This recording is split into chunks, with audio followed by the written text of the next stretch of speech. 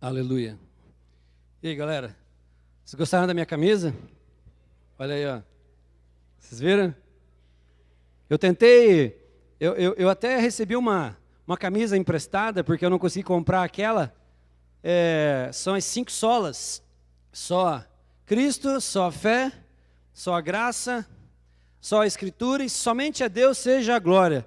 Mas ela ficou assim muito grande. E eu acho que vocês iam ficar tirando meio sarro de mim aqui. Que eu sou um cara magro, magrinho demais. Tinha que ser tamanho PP.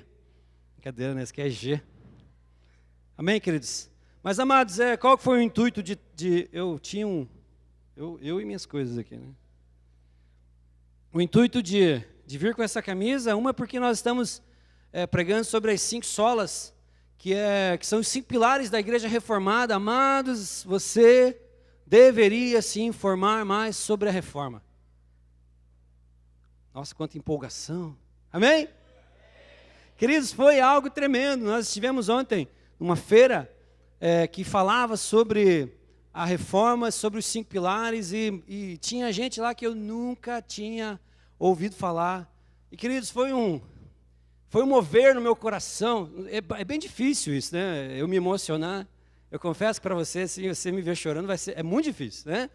Mas assim, desde o momento que eu entrei, até o último personagem, a última pessoa, assim, eu fui muito impactado e influenciado naquele lugar. Então, eu queria trazer para você algo que está acontecendo lá no Parque Barigui, no Expo Renault, né? É uma grande celebração e espetáculo musical dos 500 anos da Reforma Protestante. E lá vai ter bastante coisa, palestra, vai ter musical, vai ter muita interação, e se você for, você não vai se arrepender. A gente até conseguiu alguns ingressos com o colégio, né, que promoveu essa exposição ontem, e por apenas R$10, amados, você está lá o valor, R$10, a gente não está ganhando nada, a gente está fazendo isso porque nós queremos que a igreja conheça um pouco mais a sua história espiritual, amém? Vocês entenderam? Que vocês conheçam, prestem atenção nisso, a sua história espiritual. Quantos querem investir nisso? Saber quem foram os nossos pais na fé, o que eles pagaram, o que eles fizeram, qual foi o custo de tudo aquilo que Deus revelou através da vida deles. Por isso nós conhecemos a palavra, por isso nós conhecemos o Evangelho, por isso a Bíblia chegou até as nossas mãos, queridos. O maior tesouro, né, de Deus para o homem é a Bíblia Sagrada. Mas é Jesus. Jesus é a palavra. Então eu digo assim, quando você abre a Bíblia Sagrada, você está abrindo o coração de Jesus, amém, pastor?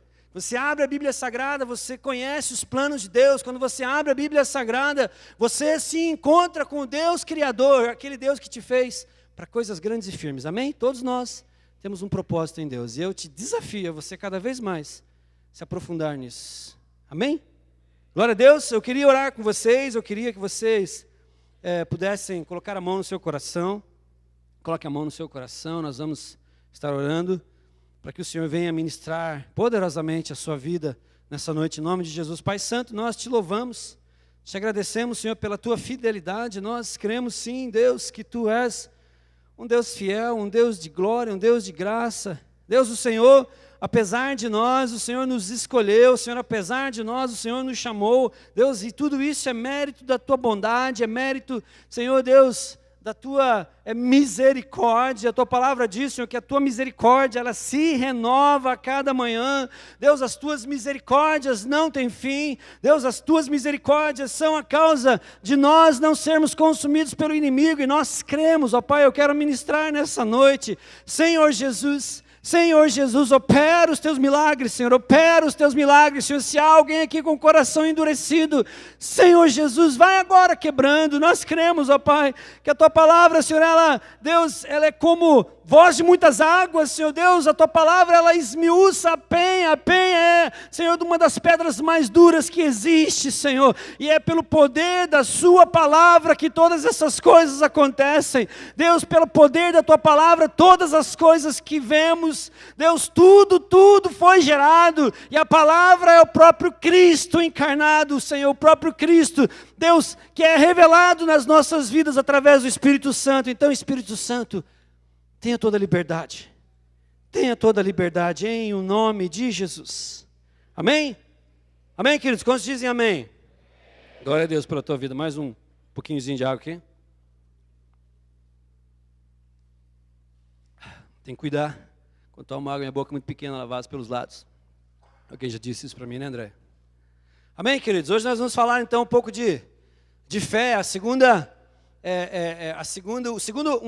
segundo pilar. Nós não colocamos em ordem conforme a reforma, mas serão os 5, sim, amados.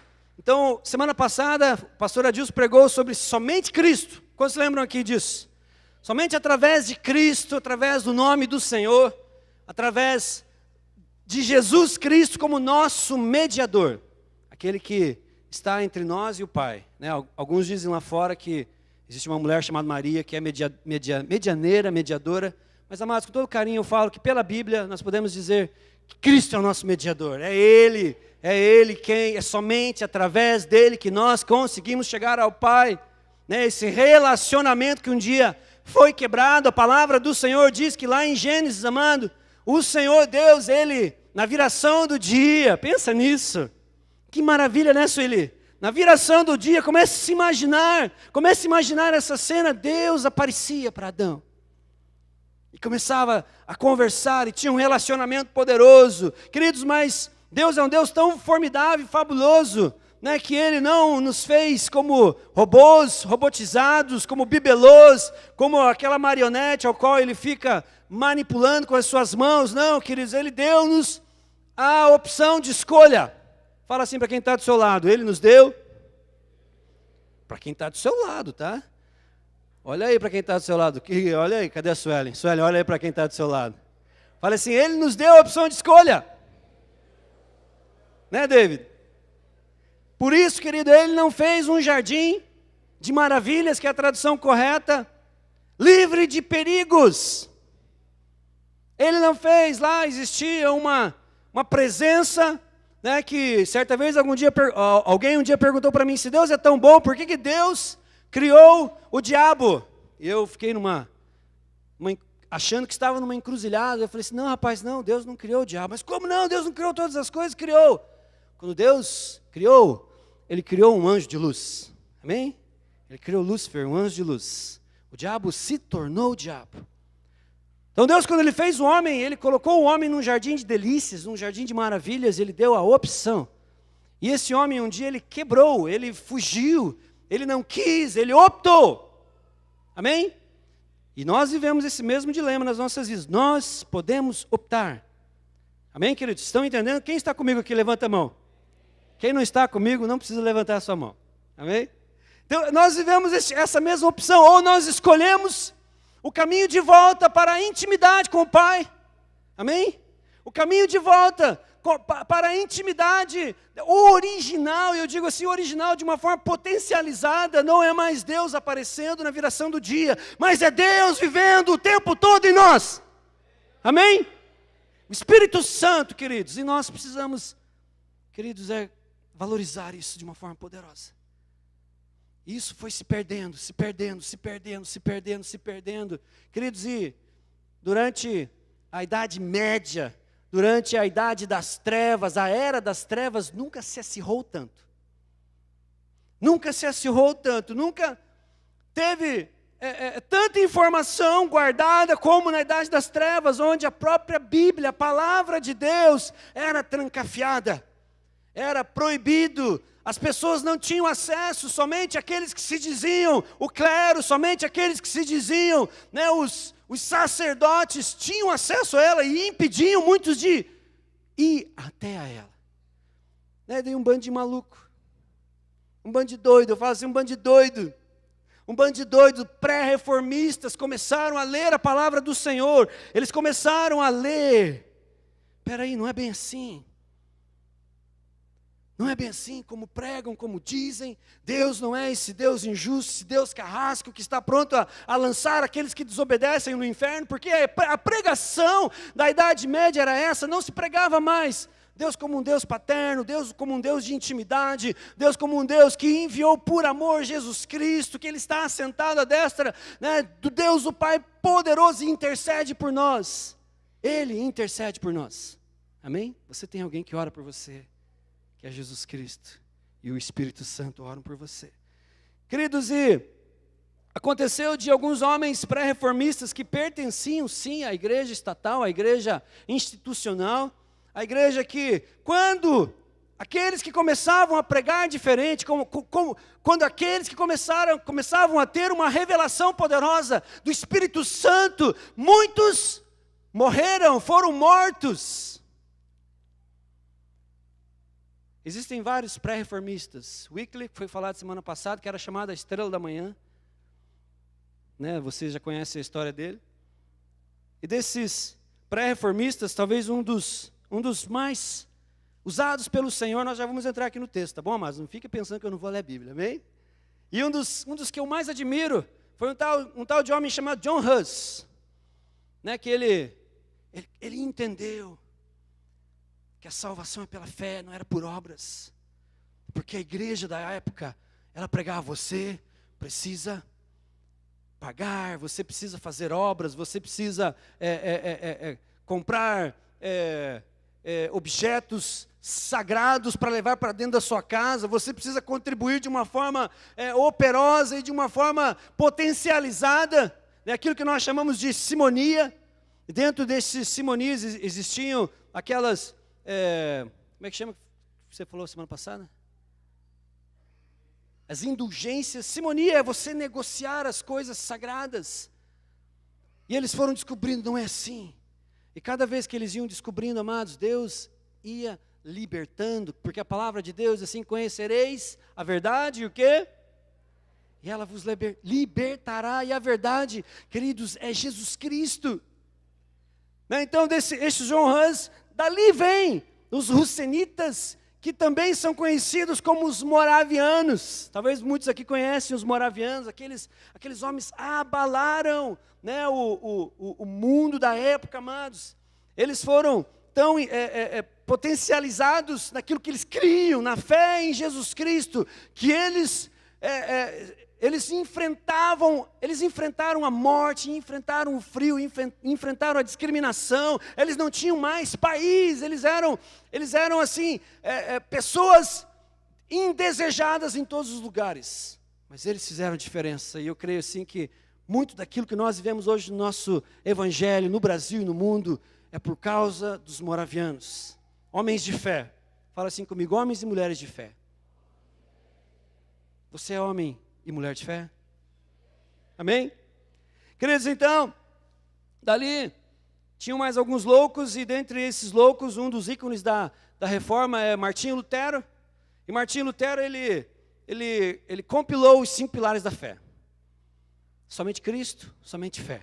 Hoje nós vamos trabalhar somente fé. Amém? Abra a tua palavra, abra a Bíblia Sagrada, lá em Romanos 1:17. Amados, Martinho Lutero, ele era um camponês pobre, filho de pessoas pobres. E o pai de Martinho Lutero, ele viu que Lutero, ele era muito inteligente. Muito inteligente. Então ele resolveu guardar algum dinheiro para poder investir em seu filho. E ele fez uma economia grande porque ele tinha um sonho. Ele tinha um sonho que seu filho se transformasse em advogado. Mas Deus tinha um sonho muito maior para a vida de Martinho Lutero, amém, queridos? E quando Martinho Lutero ele estava a ponto de se formar, ele passou por um grande medo. Uma grande tempestade. Certa vez ele foi pego por uma grande tempestade, e dizem alguns escritores que um raio pegou muito próximo, alguns dizem nele. Eu já vi vídeos que raio pegou em pessoas e não os matou. Eu já vi, tem um que, mesma pessoa, caiu 2, 3 raios e ele não morreu. Então alguns dizem que um raio caiu na cabeça dele.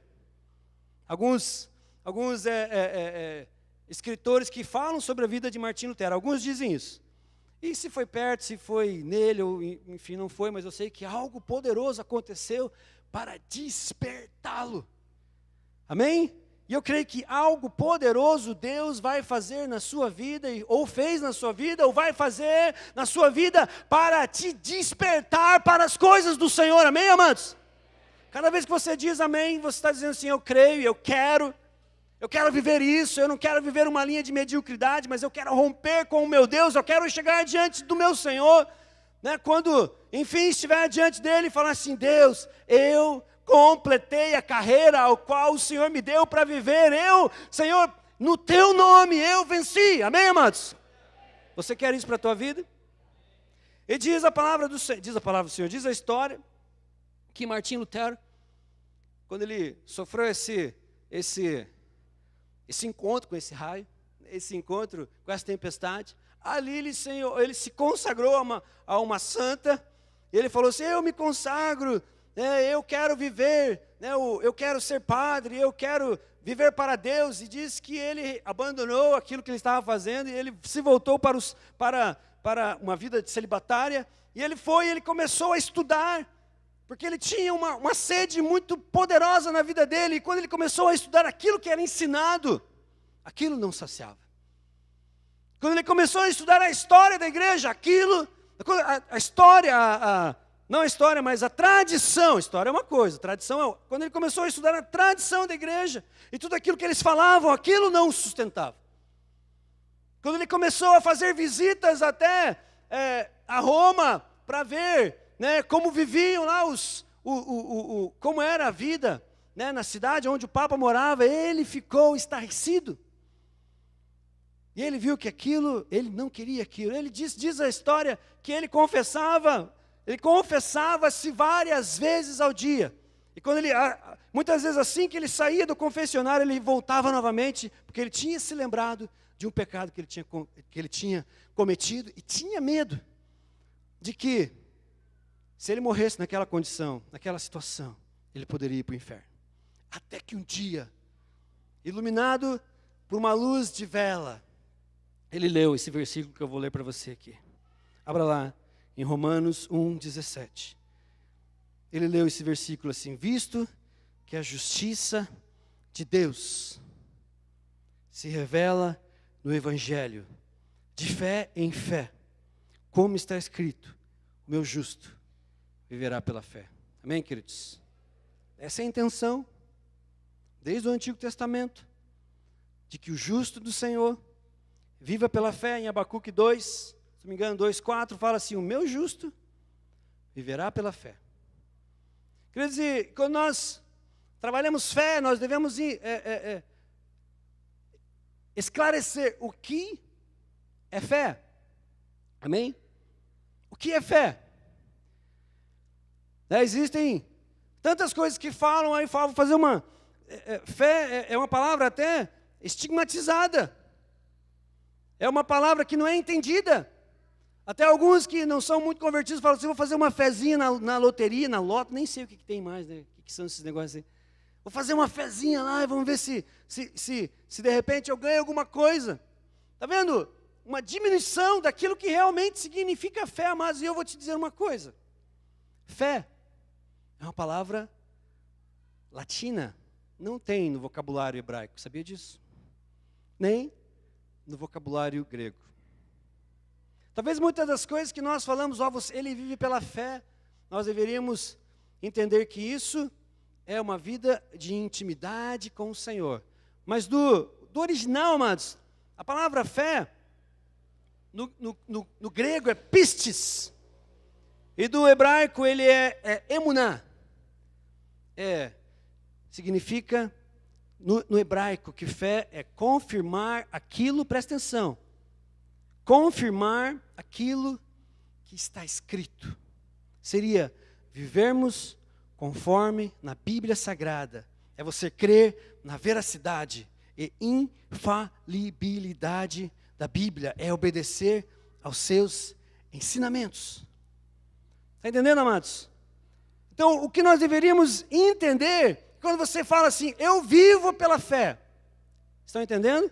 Quando você fala assim, eu vivo pela fé, parece que não dá para entender muito o que você quer dizer. De tão confuso que essa palavra anda nos nossos dias. Mas se você fala assim, eu vivo conforme aquilo que a Bíblia diz que eu devo viver. Amém? Eu vivo conforme aquilo que está escrito na palavra de Deus. Se você é um homem cheio de fé, entenda que você precisa ser um homem, uma mulher, ou um rapaz, um jovem, um adolescente, muito convicto. Fala para quem está ao teu lado, muito convicto das verdades contidas na palavra do Senhor.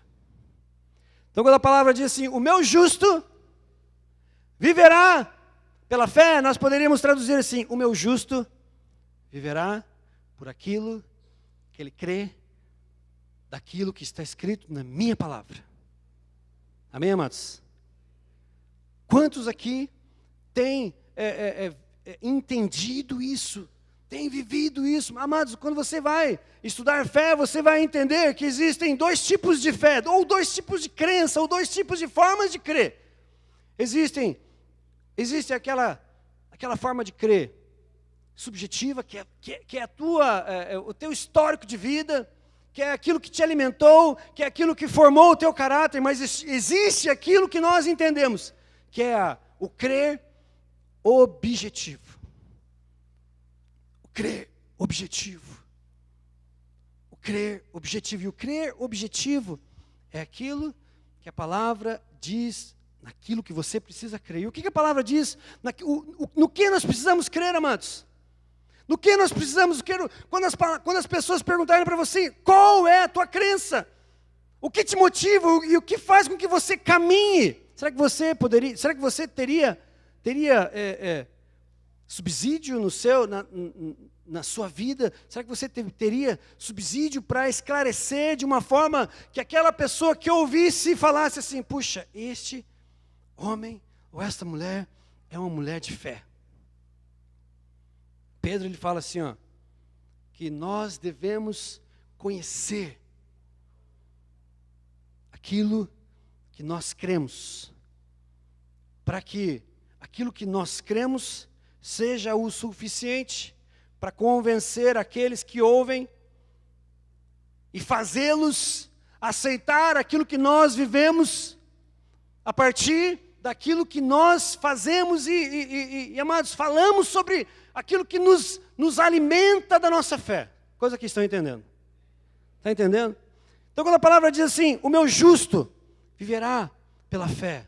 Queridos, uma das coisas que nós precisamos entender é que o apóstolo Paulo fala lá em Romanos 3, que Deus procurou e tentou encontrar um justo sequer, mas não encontrou. Não existe um justo sequer. Amém? Queridos, porque nós entendemos que tudo aquilo que eu faça não pode garantir a minha salvação. Tudo aquilo que eu venha a fazer, tudo aquilo que eu possa estar achando que vai me ajudar a ganhar uma salvação, queridos, não ganha, é somente através de Cristo Jesus. Amém? Somente através de nós crermos que aquele sacrifício da cruz foi suficiente para que nós pudéssemos chegar ao Pai. Amém? Quantos aqui estão comigo? Aquilo que você crê da vinda de Jesus, aquilo que você crê da forma como Jesus andou, daquilo que você crê da forma como Jesus falou, daquilo que você crê da forma como Jesus viveu.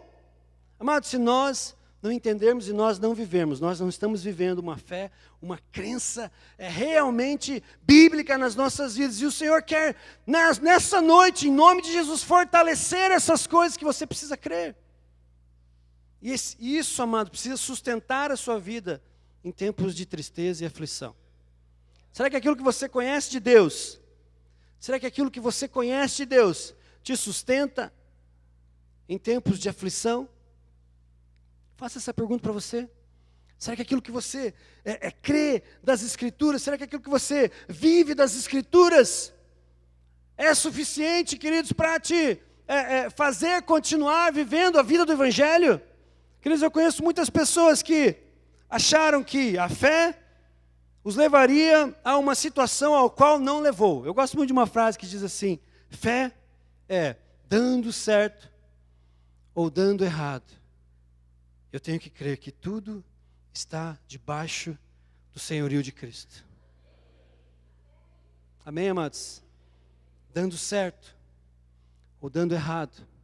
Eu preciso crer que tudo está debaixo do senhorio de Cristo. Porque, amados, nós vivemos tempos que nós falamos de fé e às vezes nós achamos que isso é um termo triunfalista nas nossas vidas.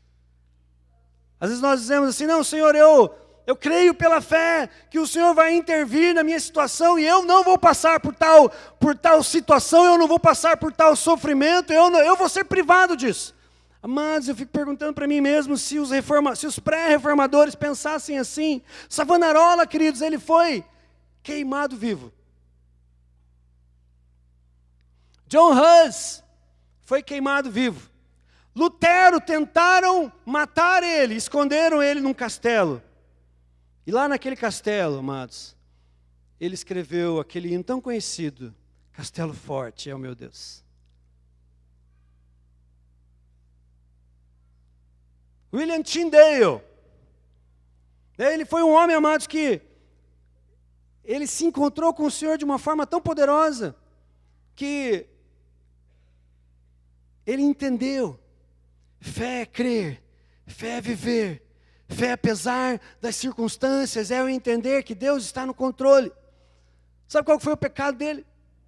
Foi traduzir a Bíblia, e ele dizia assim, eu quero traduzir a Bíblia de uma forma que todo camponês, todo menino camponês, que ao lê-la, conheça mais do que qualquer clérigo. Sabe o que aconteceu com ele? Foi queimado.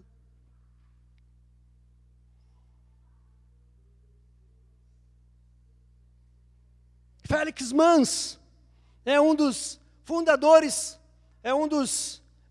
dele surgiu, e mais alguns, surgiu um movimento chamado Anabatista, que eles entenderam, quando eles leram ele entendeu quando ele leu a palavra do Senhor. Jesus se batizou com 30 anos.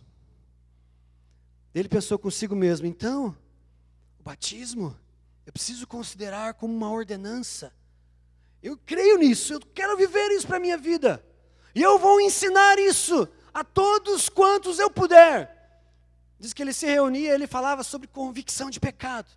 A fé dele foi tão grande, ele quis viver essa fé na vida dele. Fé, amados, é aquilo que você crê. Não é um estado de triunfalismo.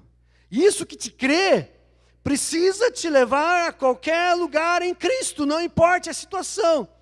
E ele começou a pregar que mesmo os homens que foram batizados quando crianças, porque eles tinham uma prática naquela época, batizar crianças aos 8 dias. Eles entenderam errado.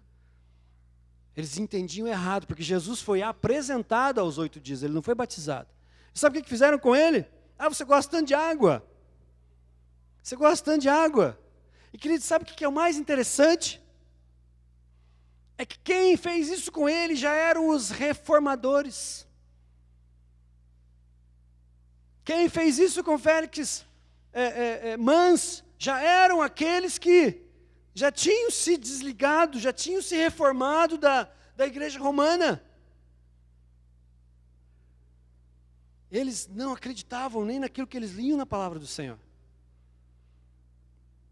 Às vezes o que te impede do novo, às vezes o que te impede de viver o novo de Deus,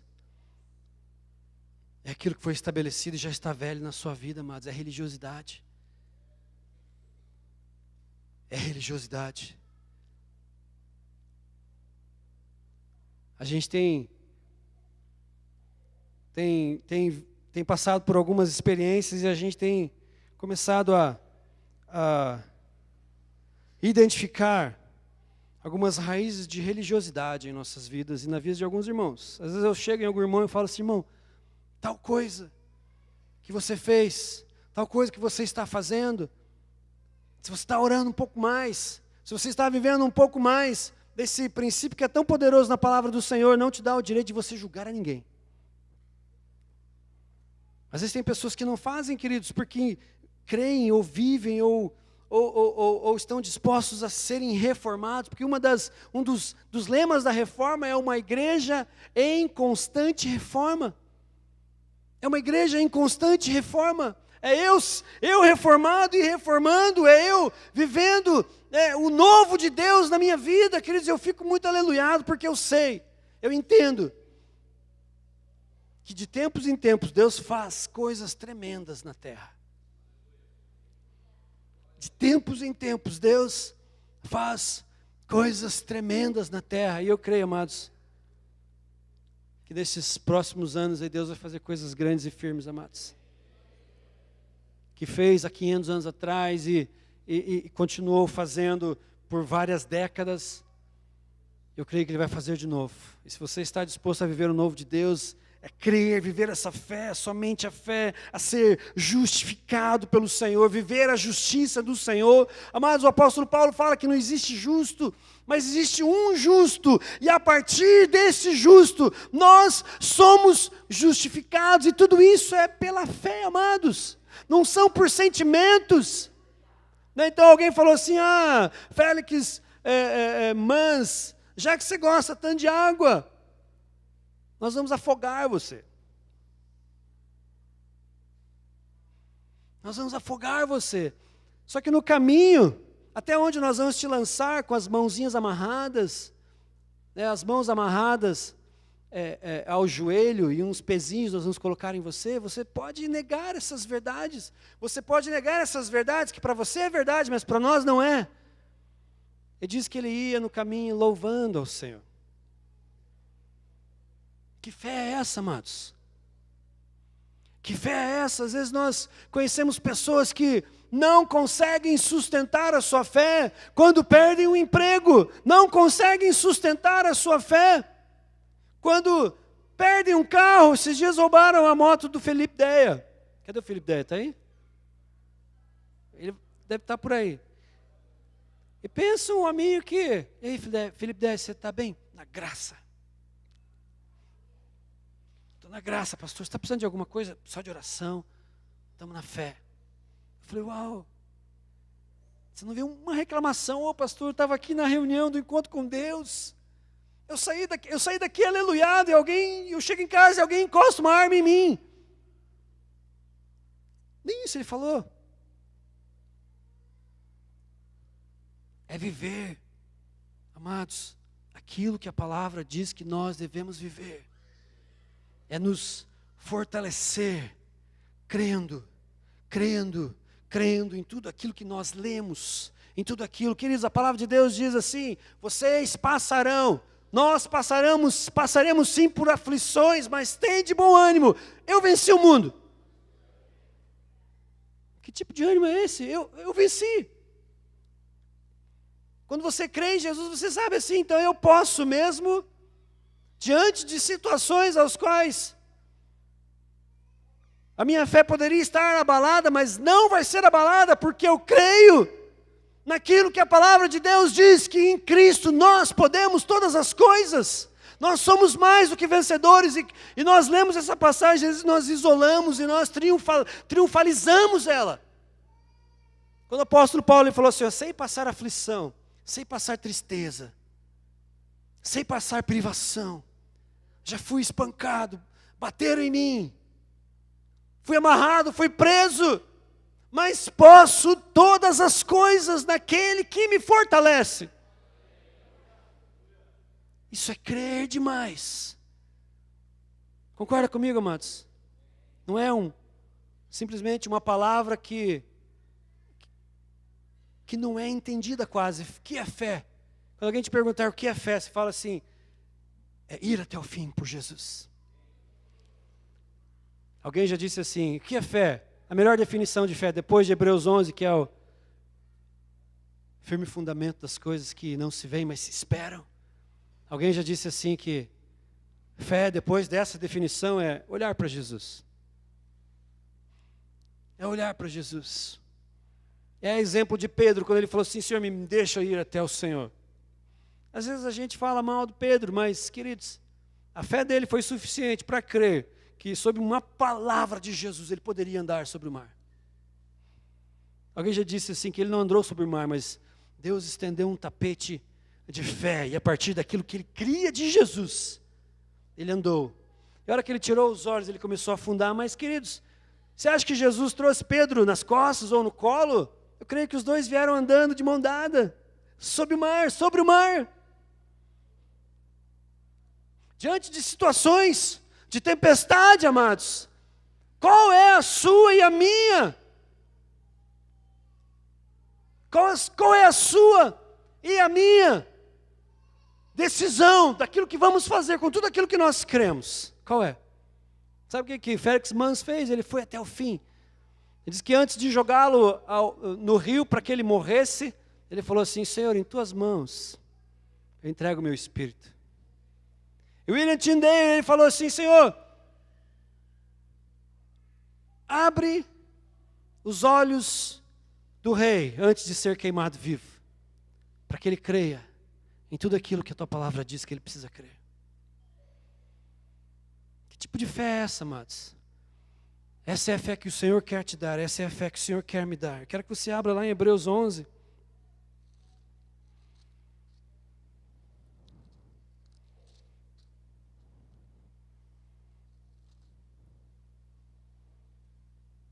Quero que você vá lá um pouquinho para o final. Eu quero que no lugar de fé nós possamos ler conforme o original foi escrito, que é pisteus, né? Nós vamos ler aqui crer, não fé.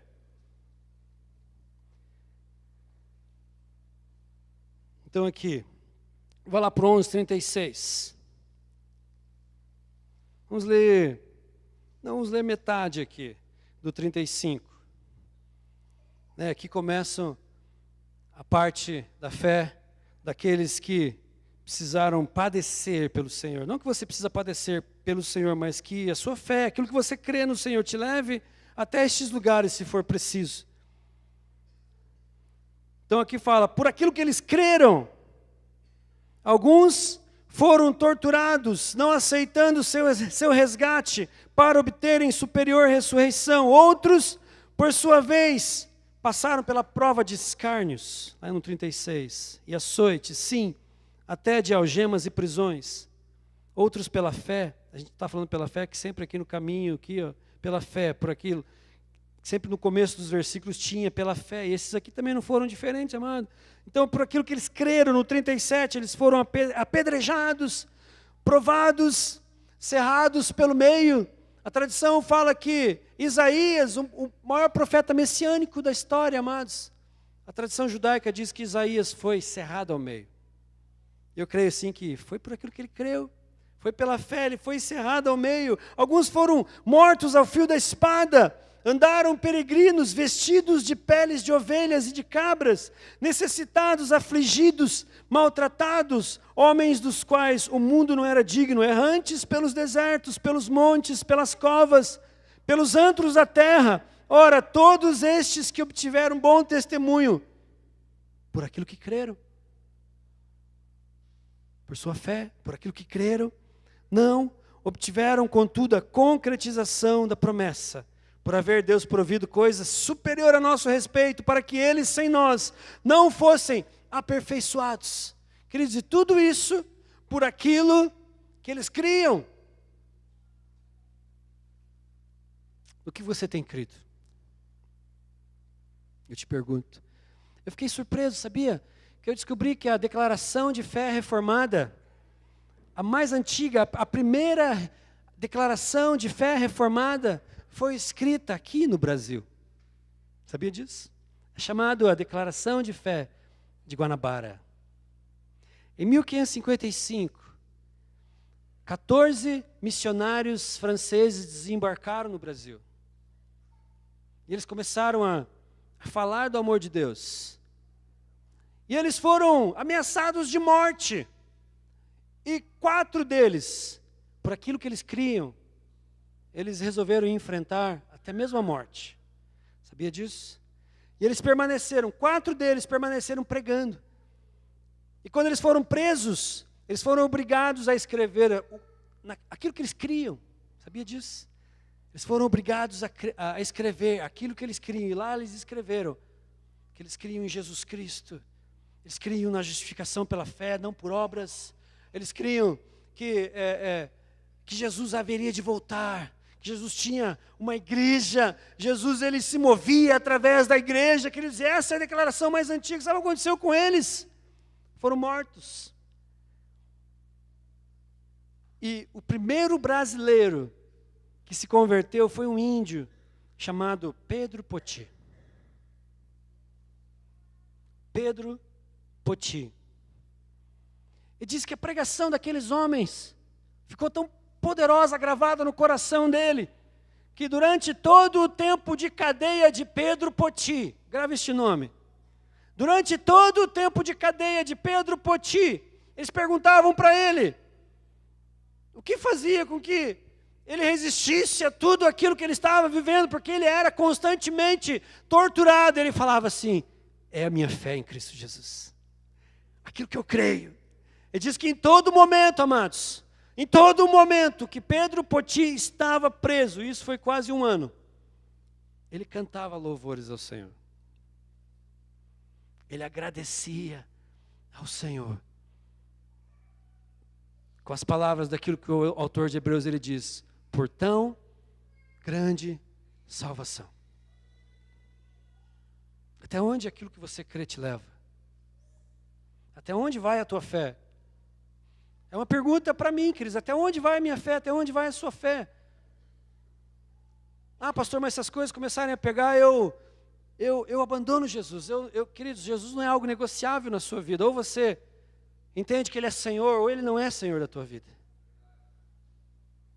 Queridos, os jovens fizeram algo muito, muito bacana esses dias atrás. Eu fiquei sabendo, não participei, mas eu falei assim, a igreja inteira devia participar, devia passar por isso. Eles fizeram uma simulação de como seria, de como os cultos, de como são os cultos da igreja perseguida. E uma das coisas que me chamou a atenção é que eles falaram assim, que na Coreia do Norte, aquilo que aqueles coreanos creem é suficiente para levá-los a um lugar que ninguém vai, para que eles possam cultuar o nome de Jesus. Sabe onde que eles vão? Eles vão nos esgotos, isso. E, queridos, esgoto.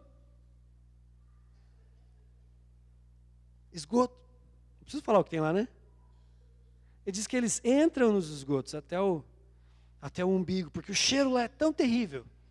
O cheiro é tão terrível que lá os guardas não vão prendê-los.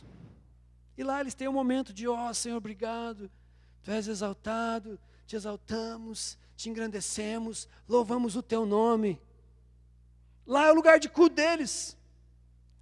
Às vezes nós reclamamos quando tem pó no chão. Ah, pastor, a igreja, pelo amor de Deus, tem pó. Eu não vou orar porque tem pó. Até onde a tua fé vai? Até onde a tua fé vai? Tem uma canção antiga né? Não antiga, né? Mas 10 anos atrás, que fala assim, cada vez que a minha fé é provada, Tu me dás a chance de crescer um pouco mais. Nas montanhas e vales, desertos e mares, que atravesso me levam para perto de Ti. A parte que eu mais gosto. Minhas provações não são maiores que o meu Deus. Olha aí. E não vão me impedir de caminhar. Se diante de mim não se abrir o mar, Deus vai me fazer andar por sobre as águas, rompendo em fé. Minha vida se revestirá do Seu poder, rompendo em fé. Com ousadia vou mover o sobrenatural. Vou lutar e vencer, vou plantar e colher. E a cada dia vou viver, rompendo em fé. Feche seus olhos. Feche seus olhos. Para Savonarola, queridos, o romper em fé foi ir até a fogueira por Cristo. Para William Tyndale, romper em fé foi ir até a fogueira por Cristo. Para Félix Manzo, romper em fé foi ter sido jogado naquelas águas, mesmo eles tendo a opção de negarem aquilo aos quais eles criam, e era subsídio para a fé deles. Até onde vai a tua fé por Cristo, amados? Eu queria que você levantasse a sua mão, você que quer viver mais entrega para Jesus. Eu queria que você pudesse se levantar no seu lugar e dizer: Senhor, eis-me aqui, não importa, Deus, aquilo que eu esteja passando, Senhor, Deus, eu creio, aquilo que eu creio, Deus, tudo isso que a Tua palavra diz, Senhor, Deus, que mesmo, Senhor, que eu sofra aqui, Senhor, e padeça, Senhor, eu creio, Senhor, que nada sai do controle da Tua mão poderosa, Senhor, Deus, eu queria orar pela sua vida, e eu queria, em nome de Jesus, declarar que o Senhor aumente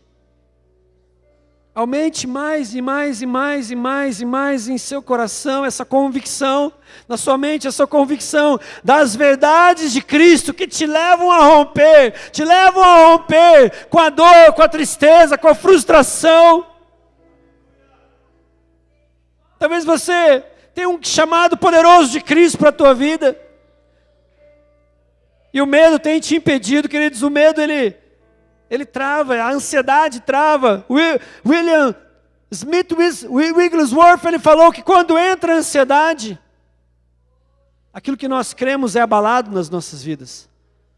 Mas quando nós fortalecemos aquilo que nós cremos, a ansiedade vai embora. Então que o Senhor fortaleça nessa noite, fortaleça no seu coração tudo aquilo que a palavra de Deus diz, de quem você realmente é, a sua identidade em Cristo.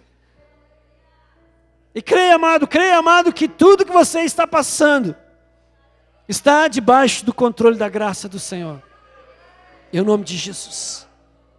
Em nome de Jesus. Se você pode, dê uma salva de palmas para o Senhor Jesus. Aleluia. Glória a Deus pela sua vida. Amém.